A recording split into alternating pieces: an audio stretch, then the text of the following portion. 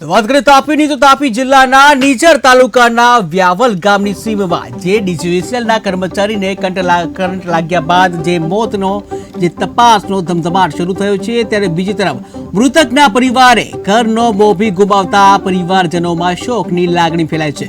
ત્યારે અલગ અલગ વિભાગીય ટીમો દ્વારા તપાસ હાથ ધરવામાં આવી રહી છે। ત્યારે તપાસ ટીમો દ્વારા તલસ્પર્શી તપાસ થાય અને મૃતકના પરિવારને યોગ્ય ન્યાય મળે તેના પર સૌની મીટ મંડાયેલી છે।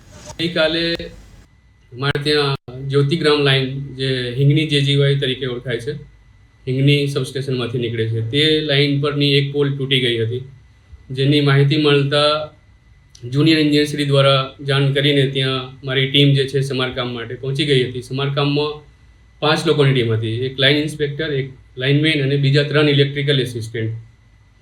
તે લોકો પહોંચીને સમારકામ દરમિયાન જે કાલે બનાવ બની તેમાં એક ઇલેક્ટ્રિકલ એસિસ્ટન્ટ તરીકે ફરજ બજાવતા ફરજ પર જ વીજ પ્રવાહ આવી જવાથી મોત નીપજ્યું હતું, જેનું નામ હસમુખભાઈ કાશીનાથભાઈ પટેલ હતા।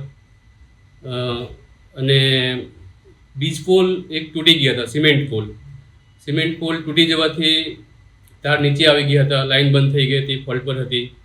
તે સમારકામ માટે ગયા હતા અને ટીમ વર્ક સાથે તે લોકો કામ કરતા હતા, જેમાંથી એનું આ રીતે બનાવ બન્યું છે અને જેની તપાસ ચાલુ છે। વિભાગીય કચેરી, ઇલેક્ટ્રિકલ ઇન્સ્પેક્ટર સાહેબ શ્રી અને ઉપલી કચેરીમાં જાણ કર્યા છું અને આજની તારીખમાં તપાસ ચાલુ છે। વીજ પ્રવાહ ક્યાંથી પસાર થઈ તે ની તપાસ થાય તો આગળની કાર્યવાહી એ પ્રમાણે ચાલુ છે।